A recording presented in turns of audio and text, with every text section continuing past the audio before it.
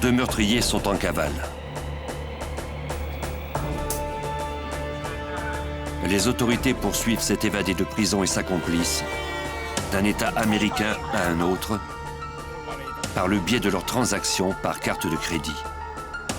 Ils se déplacent rapidement pour éviter coûte que coûte d'être capturés. La police et le FBI doivent les retrouver avant qu'ils ne prennent une autre vie.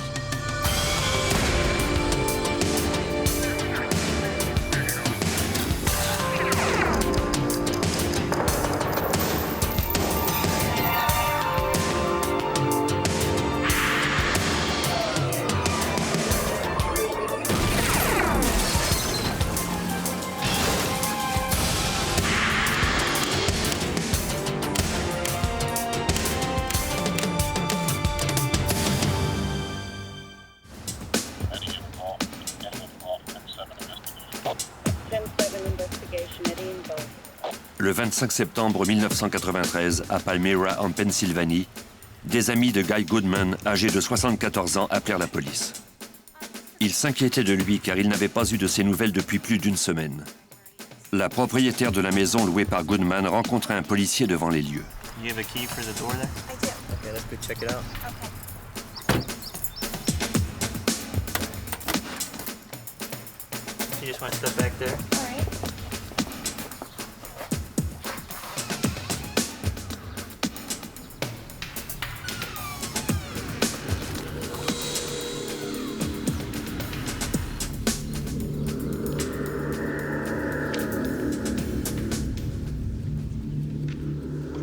Il y avait des tessons de porcelaine par terre et des taches de sang séchées sur le sol et les murs. Le policier vit alors une grande trace de sang dans le couloir. Elle semblait mener à l'escalier du sous-sol.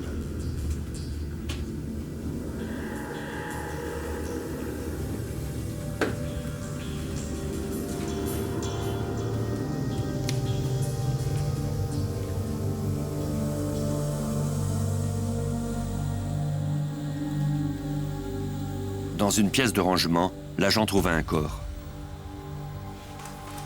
Il appela au poste pour obtenir des renforts. Headquarters, code 3, requesting backup. Unit 1833, go ahead. L'enquêteur Paul Zeckman du bureau d'enquête de Lebanon County fut nommé à la tête de cette enquête. 10-4, I'll be en route to that location. Le bureau d'enquête du comté aide les divers services de police confrontés à des crimes graves.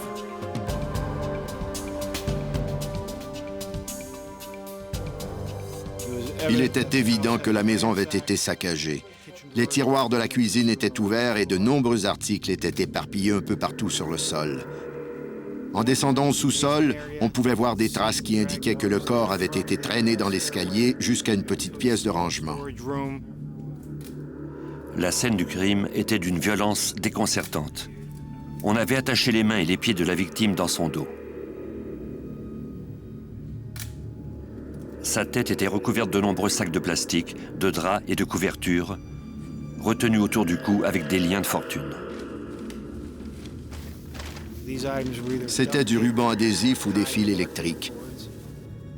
Le sac de plastique avait été fixé sur le tissu avec du ruban adhésif. Des techniciens passèrent la maison au peigne fin à la recherche d'indices sur le meurtrier. Ils relevèrent toutes les empreintes digitales. Ils recueillirent aussi un rouleau de ruban adhésif sur une table, sans doute celui-là même qui avait servi à ligoter la victime. Sans témoin, seul l'examen minutieux de tous ces indices permettrait aux enquêteurs de reconstituer le crime. En plus de recueillir des indices matériels, on voulait aussi savoir si quelque chose avait été volé dans la maison. On a pu établir que le porte-monnaie de M. Goodman avait disparu. Les experts trouvèrent les relevés d'une carte de crédit American Express, mais aucune trace de la carte elle-même. Dans la chambre à coucher, il y avait une boîte de chéquier ouverte. Il manquait les carnets du milieu de la pile. On a aussi noté la disparition de la voiture de M. Goodman. Guy Goodman ne semblait guère le genre de personne à laquelle on s'attaque habituellement. Comme la plupart des gens de Palmyra, le chef de police Michael Wayman connaissait la victime. Guy Goodman était un fleuriste à la retraite. Il avait vécu toute sa vie à Palmyra et il était bien connu et apprécié de la communauté. Il nous est apparu évident que ce crime était soit un vol ayant mal tourné, soit un vol commis après qu'on eût attaqué et tué M. Goodman. La ville de Palmyra est située dans le comté de Lebanon. Dans cette paisible localité, il n'y a pas plus de 3 meurtres chaque année. Et dans la plupart de ces cas, la victime connaît son assassin. À l'autopsie, le visage de la victime était méconnaissable au point que le médecin légiste dut examiner le dossier dentaire de Guy Goodman pour confirmer qu'il s'agissait bien de lui.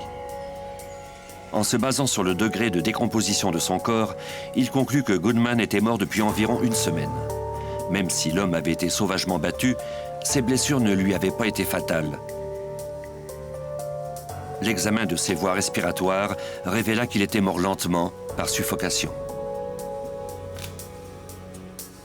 Les empreintes digitales relevées dans la maison de Goodman furent examinées au labo.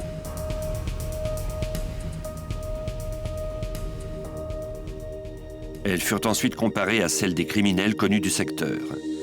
Les experts obtinrent des résultats positifs.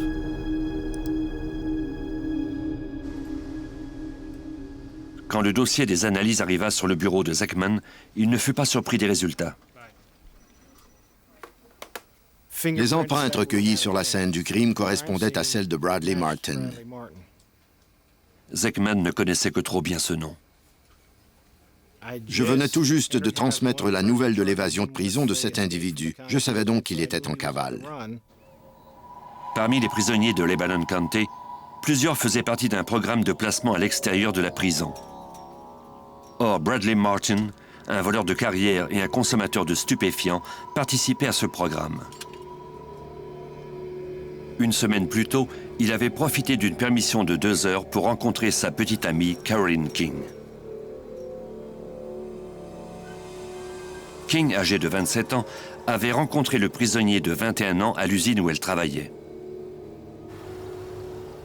Quand les dirigeants de la prison constatèrent que Martin n'était pas revenu, ils lancèrent des recherches pour retrouver le fugitif.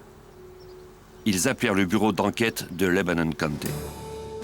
Après avoir obtenu le mandat d'arrêt de Martin, les enquêteurs se rendirent à l'appartement de Caroline King, inquiets pour la sécurité de la jeune femme. Mais King n'était pas là. Rien n'indiquait où elle était, ni si elle se trouvait avec Martin.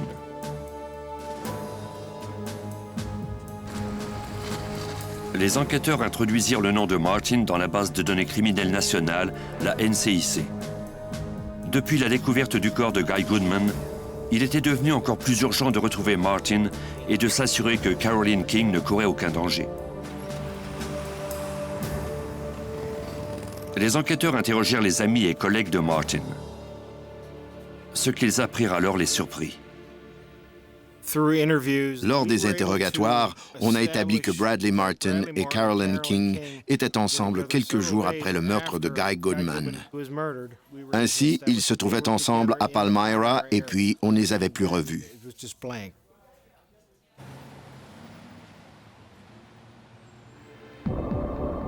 Ainsi, Caroline King était peut-être la complice de Martin. Plus tôt, l'enquêteur Zekman avait fait une vérification des antécédents de King à l'échelle de l'État, mais n'avait rien trouvé. Il recommença ses recherches, cette fois en utilisant la base de données nationale.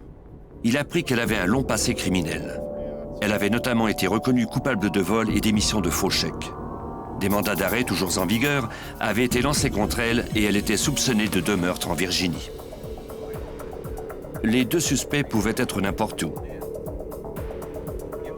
S'ils avaient quitté la ville juste après le meurtre de Goodman, ils avaient une bonne semaine d'avance sur les policiers.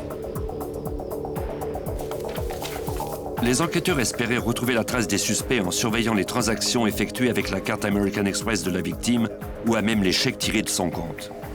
Okay, let me call the guy at the American Express Security Department. L'enquêteur Wayman demanda au responsable du service de sécurité d'American Express, basé à New York, de l'aider. Joe Gannon, enquêteur en chef chez Amex, travaille de concert avec la police. And I'll be back to you as soon as I can. Got it. Thanks. On a mis une note spéciale dans le dossier de M. Goodman parce qu'il avait été victime d'un homicide et que, selon toute vraisemblance, ses meurtriers étaient en possession de sa carte de crédit. En examinant le relevé des transactions, on constata qu'il y avait eu des achats après la mort de Goodman. Ces transactions avaient laissé une piste qui, l'espérait-on, conduirait au meurtrier de Goodman. On a découvert qu'ils avaient fait des achats d'abord dans l'ouest de la Pennsylvanie, puis en Ohio jusqu'au sud, en Iowa et au Kansas, et enfin au nord. La dernière transaction était à Rapid City, au Dakota du Sud.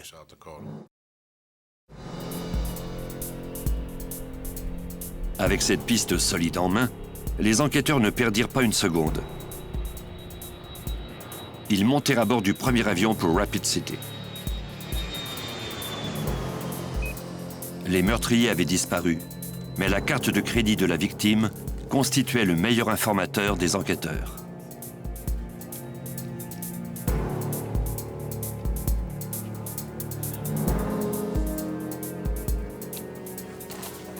La police espérait que les transactions les conduiraient au coupable.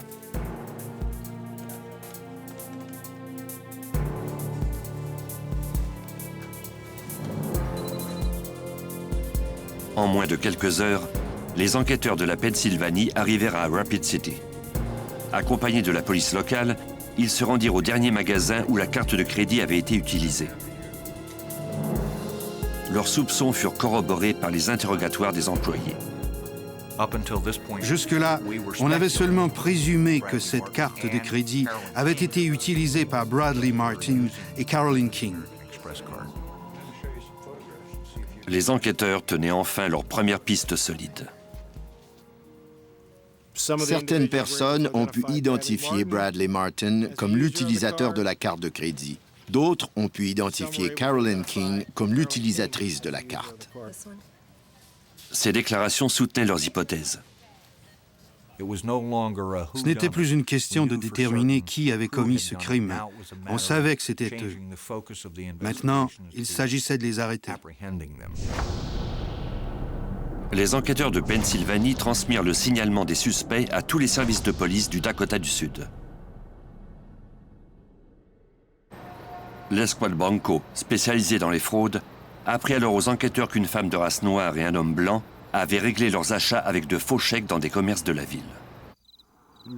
Le service de police de Rapid City nous a appris qu'un couple d'escrocs essayait de frauder dans le secteur. Il s'agissait d'une femme noire et d'un homme blanc. Le couple roulait à bord d'une voiture immatriculée en Virginie. Cela correspondait au signalement de Carolyn King et de Bradley Martin. En outre, Carolyn King conduisait une voiture immatriculée en Virginie. On s'est dit qu'ils essayaient de se faire un peu d'argent dans le secteur de Rapid City.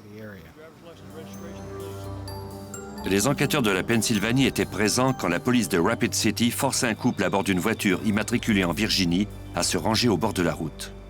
Les agents confirmèrent que le couple était bien celui recherché par les enquêteurs de Rapid City, mais pas celui de présumé meurtrier. De fait, la femme noire et l'homme blanc n'étaient pas Martin et King. Il s'agissait d'un autre couple qui s'adonnait lui aussi à ses propres activités criminelles. Selon les responsables d'American Express, aucun autre achat n'avait été porté sur la carte de Goodman depuis une semaine. L'enquête se retrouvait à la case départ et l'on ne tenait aucune nouvelle piste. King et Martin avaient cependant des difficultés à se servir des chèques de la victime.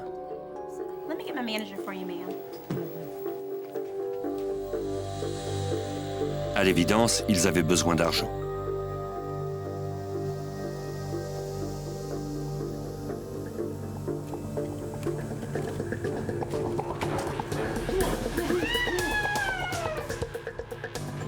Leur victime suivante fut Donna Martz, une femme de 59 ans voyageant seule.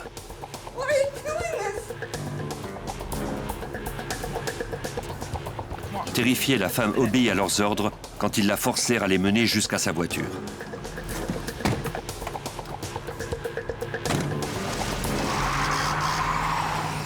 Le lendemain, les enquêteurs de Pennsylvanie apprirent que plusieurs achats au Dakota du Nord avaient été réglés par des chèques tirés sur le compte de Guy Goodman. La banque avait autorisé ces chèques utilisés à plusieurs endroits dans la région de Bismarck, au Dakota du Nord. Cela étayait la thèse des enquêteurs. Après avoir utilisé la carte de crédit au maximum, ils en étaient venus à se servir des chèques volés chez Guy Goodman lors de son homicide. Cela confirmait encore davantage le fait qu'ils étaient les auteurs de l'homicide. Detective Allender, please. Zachman contacta alors les autorités de Bismarck à partir de son téléphone portable. Je suis entré en contact avec un enquêteur du service de police de Bismarck. Je lui ai alors dressé la liste de tous les endroits où les suspects avaient payé par chèque. Je lui ai décrit en détail l'affaire Guy Goodman en lui fournissant les noms des suspects et en lui décrivant les indices dont on disposait jusque-là. Il y eut alors un long silence, et quand j'ai demandé à l'enquêteur s'il y avait un problème, il m'a dit « Eh bien, on enquête sur la disparition d'une personne à l'hôtel où vos suspects ont réglé leurs notes avec un chèque de Goodman. » Les proches de Donna Martz appelèrent la police quand ils constatèrent qu'elle ne rentrait pas de Bismarck. Ils fournirent la description de Martz et de sa voiture, une Chrysler New Yorker. La police ratissa Bismarck à la recherche de la femme et de son véhicule, mais en vain. Les enquêteurs craignaient que Martin et King n'aient enlevé Donna Martz. L'affaire devenait prioritaire. La vie d'une femme était en danger.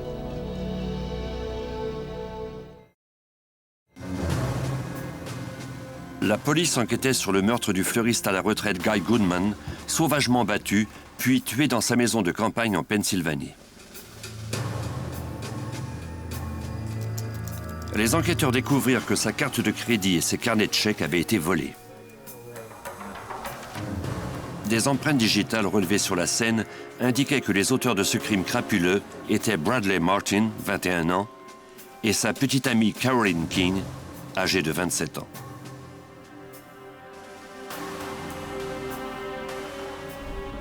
Les enquêteurs Paul Zechman et Michael Wayman de la Pennsylvanie avaient suivi les fugitifs jusqu'à Bismarck, au Dakota du Nord. Ils apprirent alors que les autorités locales enquêtaient sur la disparition d'une femme à l'hôtel où les suspects avaient réglé leurs notes avec un faux chèque. Donna Martz, une guide touristique pour une entreprise d'autocar, avait été vue pour la dernière fois à l'hôtel où les suspects logeaient. Quand les proches de Martz avaient constaté qu'elle ne rentrait pas à la maison comme prévu, ils avaient signalé sa disparition. Les autorités locales envoyèrent à toutes les unités de patrouille le signalement de sa voiture, une Chrysler New Yorker. Le bureau du FBI de Bismarck se joignit aux recherches. C'est l'agent Craig Welken qui était chargé de l'affaire. Le FBI et le bureau d'enquête criminelle du Dakota du Nord ont mis sur pied une escouade à laquelle se sont jointes d'autres forces policières, notamment le service de police de Bismarck et le bureau du shérif local. Quand les enquêteurs de Pennsylvanie arrivèrent à Bismarck, ils transmirent aux autres policiers les informations recueillies sur les fugitifs. Ils se sont intégrés à l'escouade spéciale pour cette affaire. Déterminer si King et Martin étaient mêlés à la disparition était d'une importance capitale. Même si l'on avait identifié des suspects dans l'enlèvement de Donna Martz, l'escouade ne tenait toujours pas de pistes solides. Les enquêteurs poursuivirent leurs recherches à l'hôtel. On a parlé au commis de l'hôtel de Bismarck où Donna Martz avait été vue pour la dernière fois. Ils nous ont dit que Bradley Martin et Caroline King avaient effectivement logé à cet hôtel. Les employés se rappelaient également que vers 9 h du matin, le 26 septembre, King s'était trouvé à seulement quelques mètres de distance de Donna Martz.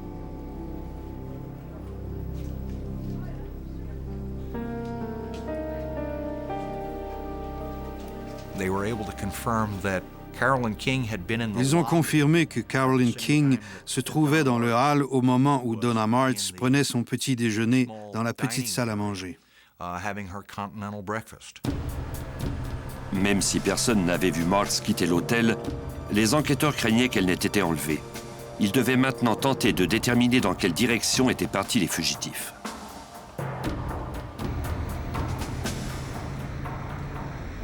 La police trouva bientôt la voiture de Guy Goodman, abandonnée près de Bismarck. Il n'y avait aucune trace de Donna Martz. On recueillit seulement les reçus des établissements où les suspects avaient acheté des articles et plusieurs chèques vierges portant le nom de Goodman. Une fois de plus, les suspects n'avaient laissé aucune piste aux autorités. L'agent spécial Craig Welken savait qu'il devait trouver Martz avant que ses ravisseurs ne décident de la tuer. Dans une enquête comme celle-là, nous sommes tous débordés. Les informations affluent, même celles qui ne sont pas pertinentes, mais on ne sait pas comment les différencier les unes des autres. On doit donc les trier et s'occuper de certaines d'entre elles en priorité, en espérant qu'on avancera dans la bonne direction et qu'on pourra retrouver la victime en vie et appréhender les suspects. De longues heures passèrent sans qu'on trouve de nouvelles pistes. Puis, les policiers eurent un coup de chance. En interrogeant les employés de la banque de Donna Martz, ils apprirent que l'une de ses cartes de crédit avait été utilisée dans un centre commercial à 150 km de là. Elle n'avait aucun parent dans cette région. Sa présence à cet endroit était inexplicable. On pouvait aisément reconnaître ici la signature des meurtriers de Goodman. Des transactions sont apparues sur le relevé de la carte de crédit de Martz environ un jour après sa disparition. Nous étions à peu près sûrs que ce n'était pas elle qui avait porté ces transactions à son compte. Le FBI dépêcha des équipes au centre commercial pour faire interroger les commis des magasins. Aucun d'eux ne put affirmer hors de tout doute que Martin Hawking avait utilisé la carte. Mais ils étaient tous persuadés que Martz n'avait pas effectué ces transactions. Il s'agissait d'achats de vêtements pour hommes. Quand on travaille sur un cas comme celui-ci, on mène une véritable course contre la montre, et plus particulièrement quand on sait qu'il y a eu un meurtre, comme c'était le cas avec Guy Goodman. La prochaine piste prometteuse parvint aux policiers quand on apprit que quelqu'un avait retiré de l'argent du compte bancaire de Martz au Montana. Cela s'était produit quelques jours plus tôt au guichet automatique de la petite ville de Shelby. Les agents du FBI au Montana ramenèrent avec eux l'enregistrement vidéo du guichet. Wayman et Zachman identifièrent formellement Bradley Martin en train d'utiliser la carte de crédit de Martz. On tenait enfin un lien tangible entre les suspects et Donna Martz. Sur l'enregistrement, on pouvait aussi voir Martin et King se diriger vers l'ouest. Malheureusement, on n'y voyait pas Martz. Même si les preuves commençaient à s'accumuler contre les suspects, les enquêteurs se préoccupaient bien plus de retrouver Donna Martz en vie.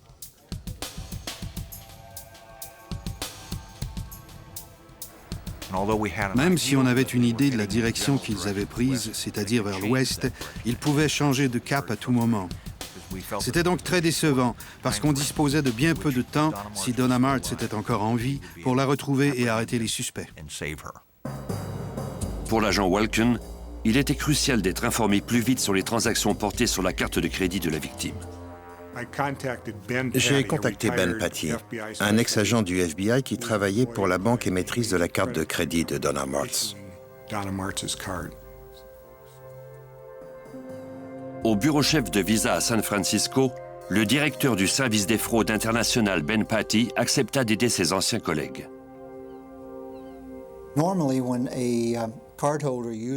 Normalement, quand un détenteur utilise sa carte de crédit, la banque émettrice ne reçoit les détails de la transaction que 2 ou 3 jours plus tard, c'est-à-dire au moment où les informations sont relayées. Craig Welken aurait souhaité, lui, qu'on l'avise de toute transaction portée sur cette carte au moment même de la transaction.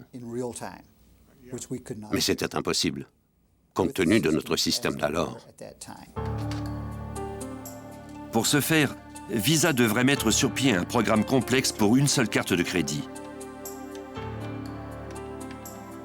Mais une vie était en danger. On a contacté les responsables du système au service informatique et on leur a expliqué ce dont on avait besoin. Ils ont dit d'accord, on va faire les changements nécessaires dans l'ordinateur principal pour que le numéro de cette carte en particulier sonne l'alarme quand il apparaît dans notre système. Les programmateurs demandèrent un délai de 24 heures pour créer ce nouveau programme. Les agents du FBI espéraient que cela leur permettrait de retrouver enfin les fugitifs et surtout Donna Martz avant qu'elle ne soit tuée.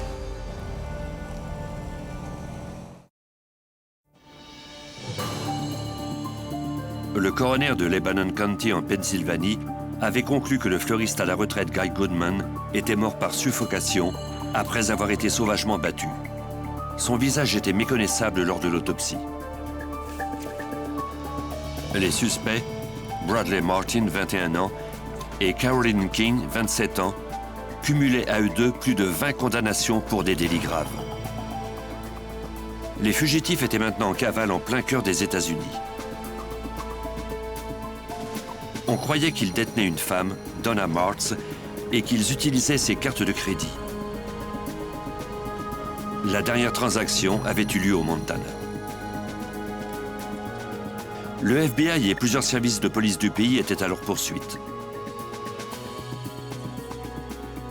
En suivant les suspects par leurs transactions, les enquêteurs comme l'agent spécial Craig Welken ne parvenaient jamais à les rattraper. Ce retard était imputable au délai de transmission d'informations des marchands à l'entreprise de crédit. Ces informations nous parvenaient seulement quand elles arrivaient dans la base de données. En 1993, il fallait compter plusieurs jours avant que les données bancaires ne soient retransmises. Les enquêteurs attendaient désespérément l'implantation d'un nouveau programme qui leur permettrait de savoir plus vite si une transaction avait été portée sur la carte Visa de Donna Martz. Paul Zachman était à la recherche du couple depuis les tout débuts de l'enquête. C'était extrêmement décevant d'apprendre quelques jours en retard que la carte de crédit de Martz avait été utilisée encore une fois. Décevant parce que, primo, on savait que ce couple avait tué Guy Goodman, et secondo, on craignait que Donna Martz ne devienne leur prochaine victime si elle n'était pas déjà morte.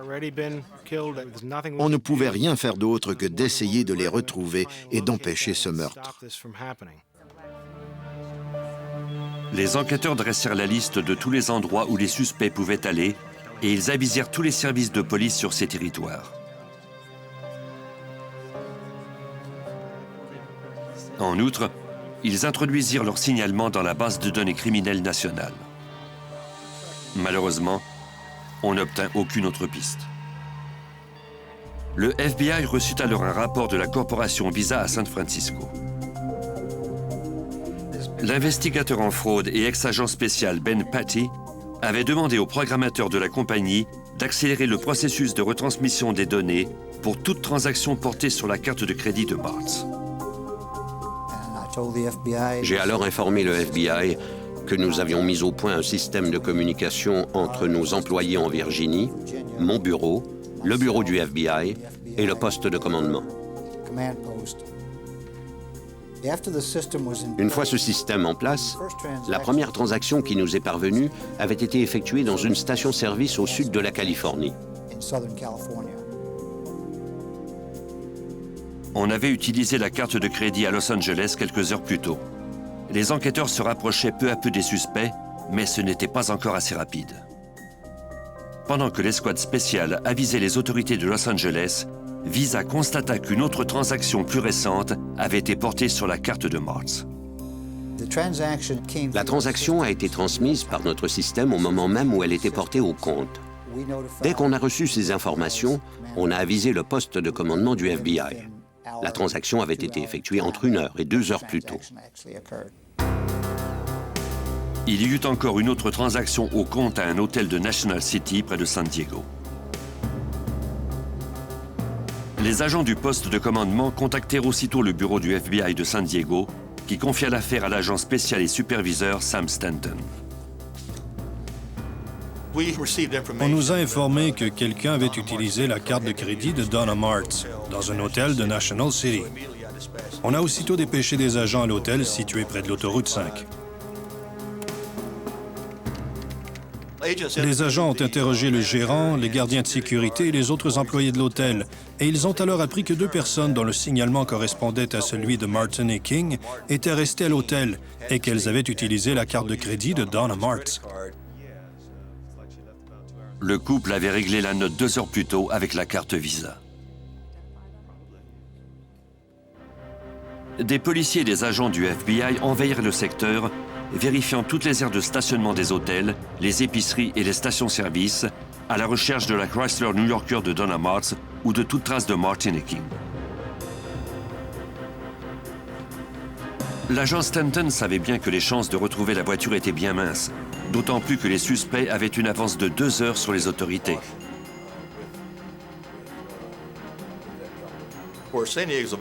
Retrouver une voiture dans une ville aussi grande que San Diego peut se révéler pratiquement impossible. Malgré tout, on a retransmis son signalement à tous les services de police, notamment la police de l'État, la police fédérale au Mexique et le service des douanes, en pensant que les suspects se dirigeaient peut-être vers le Mexique. Le poste de douane de Tijuana est le plus occupé au monde.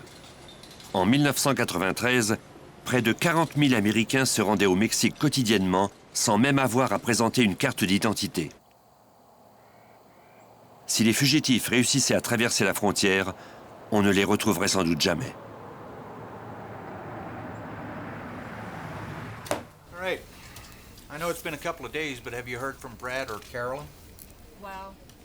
C'est alors que les enquêteurs de Pennsylvanie eurent enfin un coup de chance qui leur permit de réduire considérablement le champ de recherche. Le chef Michael Wayman nous raconte. Une connaissance de Bradley Martin nous a appris que ce dernier l'avait appelé. Selon elle, Martin était à San Diego avec Carolyn King et il comptait rentrer en Pennsylvanie.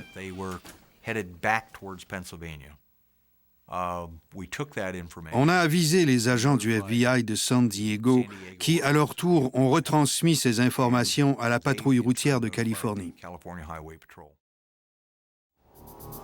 Les fugitifs avaient appelé leurs proches juste avant de quitter l'hôtel de San Diego. Martin et King avaient toujours une avance de 2 heures sur les autorités. L'agent spécial Stanton croyait que les suspects prendraient l'autoroute 8, soit la route la plus au sud, direction ouest. Selon lui, Martin et King arriveraient sous peu à El Centro, en Californie, près de la frontière de l'Arizona. J'ai appelé l'agent Paul Vick du bureau du FBI d'El Centro et je lui ai demandé de retransmettre les informations à toutes les unités de patrouille. Stanton espérait qu'il ne s'était pas trompé. C'est l'agent spécial Paul Vick d'El Centro qui prit les commandes à partir de là. J'ai appelé les répartiteurs de la patrouille routière de Californie et je leur ai demandé de diffuser le signalement de la voiture de Martz.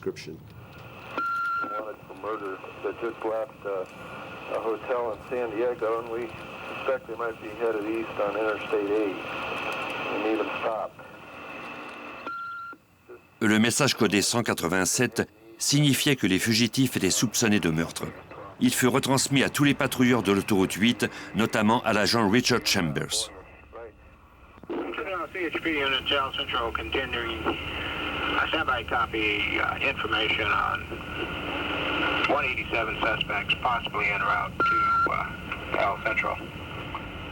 Je m'apprêtais à vérifier ma section de l'autoroute, comme toujours, au début de mon quart de travail, et j'ai pris l'autoroute 8 direction ouest. Quelques minutes plus tard, Chambers crut apercevoir la voiture. Je roulais sur l'autoroute qui traverse le désert quand j'ai aperçu une voiture direction est qui correspondait au signalement que je venais de recevoir. Chambers fut incapable de distinguer le numéro de la plaque d'immatriculation. Je n'étais pas absolument sûr que c'était eux et j'ai fait demi-tour pour les suivre et vérifier leur numéro de plaque. C'était bien une plaque du Dakota et le numéro correspondait à celui qu'on nous avait transmis. El Centro 11684. I think I'm behind the 187 vehicle. Could you send me a backup car? Le répartiteur avisa Chambers qu'il lui était impossible de lui envoyer des renforts aussi rapidement. Il put toutefois lui envoyer une voiture fantôme pour tenter de rattraper les suspects. Sergeant Riley responding to the pursuit, joining pursuit at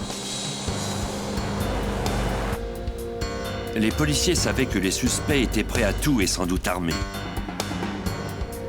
Jusque-là, les suspects semblaient calmes. Ils arrivèrent alors à l'intersection de l'autoroute 186.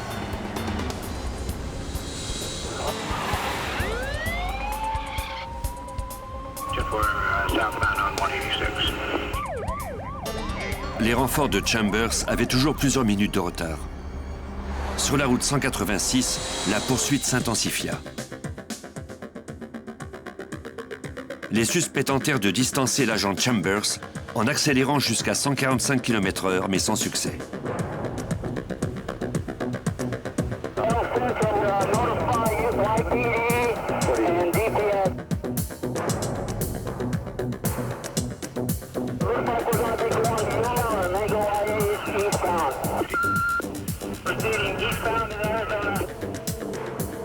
Les suspects entrèrent en Arizona, Chambers à leur trousse. Même si ce patrouilleur de Californie venait de sortir de son territoire de juridiction, il n'abandonna pas la poursuite. Il transmit leur signalement aux autorités de l'Arizona. Puis, soudain, il se mit à craindre le pire. Le passager a brandi une arme par la fenêtre avant droite.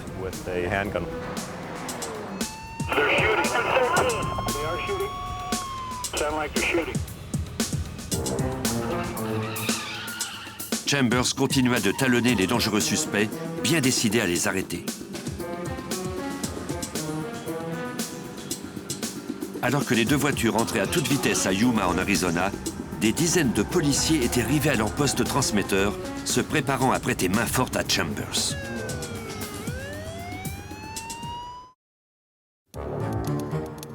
Le 5 octobre 1993, l'agent Richard Chambers de la patrouille routière de Californie poursuivait les présumés ravisseurs et meurtriers Carolyn King et Bradley Martin.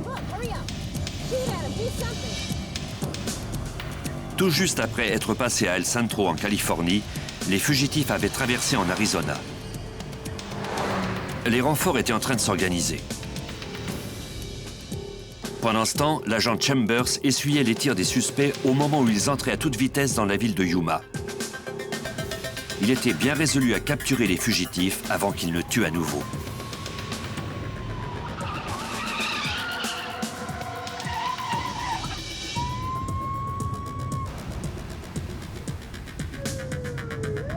Les suspects s'engagèrent alors sur une route secondaire. Chambers transmit sa position par radio.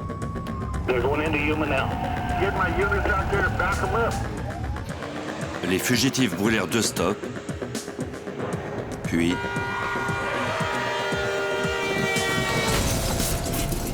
après l'accident, les suspects prirent la fuite à pied. Je suis descendu de voiture, j'ai brandi mon pistolet et je leur ai ordonné de s'arrêter. Je leur ai ensuite dit que je tirerais s'ils n'arrêtaient pas. La femme a alors cessé de courir. Carolyn King ordonna à Martin de s'arrêter lui aussi. Je suis parvenu à menotter la femme, mais comme je n'avais qu'une seule paire de menottes, j'ai dû obliger l'homme à rester immobile à la pointe de mon arme jusqu'à l'arrivée de la police de Yuma. Ça n'a pas pris plus d'1 minute ou 2, mais ça m'a paru beaucoup plus long que ça.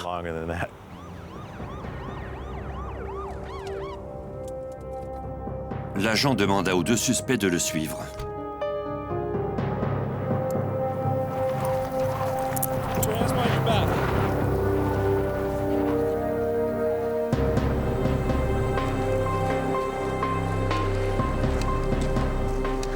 Après une poursuite de 2 semaines à travers tout le pays, les policiers et les agents du FBI avaient enfin arrêté Carolyn King et Bradley Martin.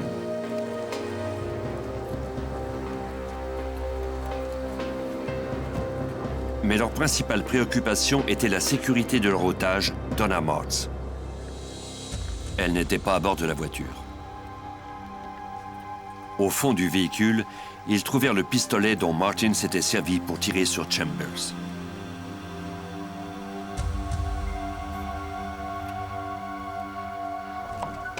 Les policiers ouvrirent le coffre.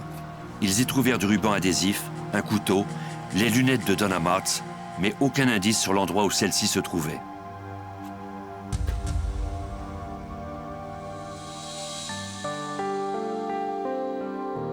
Interrogés à ce sujet au poste de police de Yuma, Martin et King refusèrent de parler.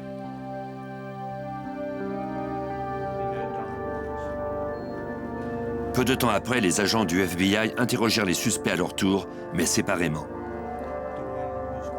Dès le début, Carolyn King adopta une attitude provocatrice, refusant même de dire comment elle s'appelait. Elle jura ne pas connaître Donna Martz. L'agent qui interrogeait Bradley Martin ne fut pas plus chanceux que son collègue. Quand l'agent spécial Paul Vick arriva au poste, il apprit que Martin s'entêtait à garder le silence. Bradley Martin marchait de long en large, les mains menottées dans le dos. Il semblait inconfortable. Vick tenta alors une approche différente de celle de ses collègues. Martin m'a dit qu'il avait mal au cou et qu'il avait aussi des élancements dans le bras droit. Dans l'espoir de gagner sa confiance et ainsi l'amener à collaborer, Vick lui proposa de lui menotter les mains par devant pour qu'il soit plus à l'aise. Sa stratégie fonctionna. Martin m'a dit qu'il accepterait de me parler. L'agent rappela à Martin qu'il avait tout d'abord invoqué son droit de ne parler qu'en présence de son avocat, mais le suspect se déclara prêt à renoncer à ce droit. Vick fit signer la déposition par Martin pour s'assurer que ses aveux soient recevables devant les tribunaux. Après qu'il eut accepté, il a signé une déclaration écrite où il consentait à me parler et a renoncé à son droit d'être accompagné d'un avocat. Je l'ai alors regardé, droit dans les yeux, et je lui ai dit que je savais qu'il avait tué quelqu'un en Pennsylvanie. Je voulais savoir si Donna Martz était en sécurité et je lui ai demandé si elle allait bien. Martin m'a regardé et m'a répondu « Non, je l'ai tuée ».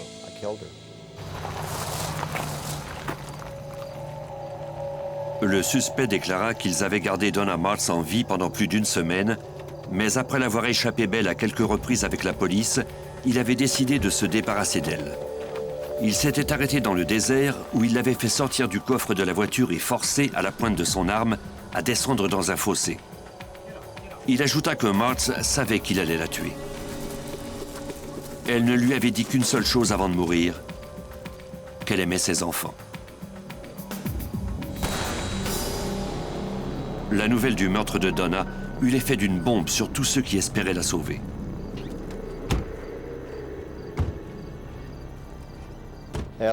À la fin de l'interrogatoire de Martin, on avait un plan qui nous indiquait où l'on trouverait Martz au Nevada. On a télécopié ce plan au bureau du FBI d'Elko, au Nevada, et tard le soir, les agents ont tout mis en œuvre pour retrouver le corps de Donna Martz.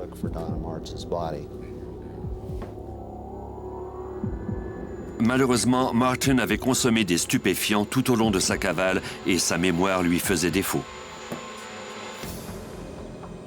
Par conséquent, des erreurs s'étaient glissées dans le plan qu'il avait dressé. Plusieurs fois au cours de la nuit, les équipes de recherche durent appeler au poste pour obtenir plus d'informations. Le désert près d'Elko, mesurant plusieurs centaines de kilomètres carrés, les équipes travaillèrent d'arrache-pied toute la nuit et le lendemain matin. Le 7 octobre, les enquêteurs trouvèrent enfin le corps de Donna Martz à environ 2,5 km de l'autoroute 80. Dans des cas d'homicide comme ceux de Guy Goodman et de Donna Martz, notre priorité, c'est d'arrêter les suspects pour les empêcher de s'en prendre à d'autres. La résolution de l'enquête vient alors en second lieu, c'est-à-dire les retirer de la circulation, les mettre derrière les barreaux et les faire ensuite condamner. Au Nevada, Martin et King ont plaidé coupables de l'enlèvement et du meurtre de Donna Martz et ils ont été condamnés à la prison à vie. En Pennsylvanie, ils ont été reconnus coupables du meurtre de Guy Goodman. Martin et King ont tous deux écopé de la peine de mort. Cette affaire illustre très bien comment peuvent travailler ensemble les divers corps policiers, comme ça a été le cas avec le FBI, la police locale et celle des États de la Californie, de l'Arizona, du Dakota, du Nevada, de la Pennsylvanie et de nombreux autres États.